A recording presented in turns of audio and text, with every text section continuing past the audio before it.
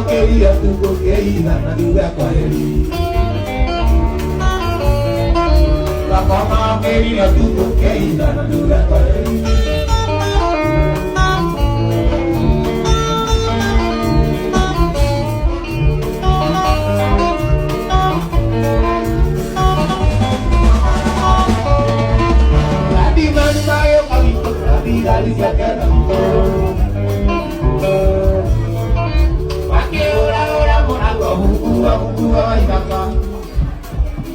Mũini ũĩkaine ta Waithaka wa Jane kana ũrĩa onanagio nĩ macambĩki ake Karaiko Master nĩaracanjamũrire macambĩki ake na nyĩmbo nyingĩ kĩrabu-inĩ kĩmwe kũrĩa mwena wa Kiambu, na harĩ nyĩmbo iria arapafomire, he rũmwe arapafomire rũrathiaga ũũ: nyombo ya Kai wekire atĩa wĩ gĩcagi gĩa gwitu, hĩndĩ ĩrĩa twathiĩte gũcera nawe gwitu Kijiji, twakomire ũkiuma ũtukũ ũkĩingata na nduge kwa heri, headmen magĩũka gwitu na thigari ciake ciothe makĩhũrahũra mũrango fungua fungua Waithaka.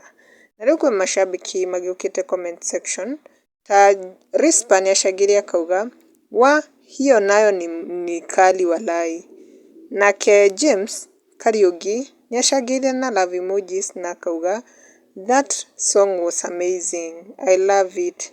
Nake Virginia nĩacangĩire akauga we first time kusikia hiyo ngoma lakini Waithaka you did it.